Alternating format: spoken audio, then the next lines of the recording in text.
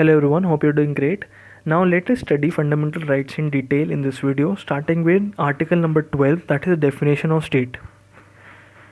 The term state has been used in different provisions concerning the fundamental rights. Hence, article 12 has defined the term for purposes of part 3.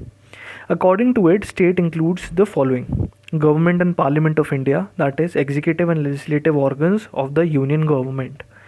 Government and legislature of states, that is the executive and legislative organs of the state government. All local authorities, that is municipalities, panchayats, district boards, improvement trusts, etc. All other authorities, that is statutory or non-statutory authorities like LIC, ONGC, SAIL, etc. The state has been defined in a wider sense so as to include all its agencies. It is the actions of these agencies that can be challenged in the court as violating the fundamental rights.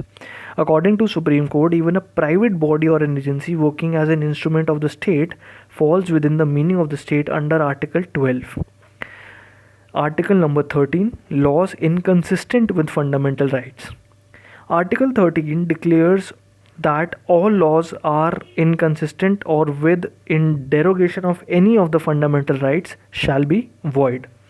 In other words, it expressively provides for doctrine of judicial review. This power has been conferred to the Supreme Court, article number 32, and the High Courts, article number 226, that can declare a law unconstitutional and invalid on the grounds of contravention of any of the fundamental rights. The term law in Article 13 has been given to avoid connotation so as to include the following: permanent laws enacted by the Parliament or the state legislators, temporary laws like ordinances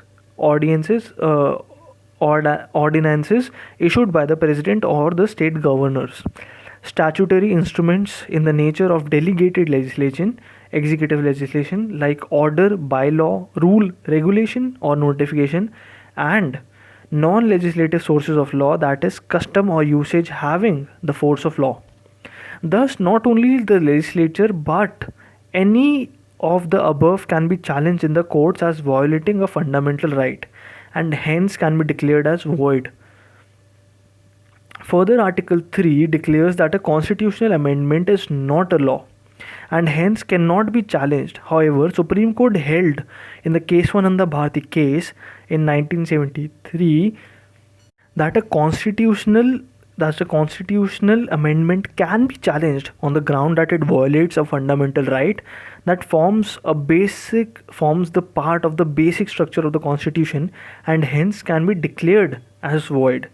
All in all, to understand this, Article 13 tells us about the laws that are inconsistent with fundamental rights. It tells us that in Keswananda Bharati case in 1973, all the laws, even the constitutional amendments that are present, they can be declared null and void if they are inconsistent with the basic structure of the constitution. That's all for today. Thank you everyone folks for listening till the end. In the next lecture, we are going to understand article number 14 from Lakshmikant. Thank you for listening. All the best to everyone.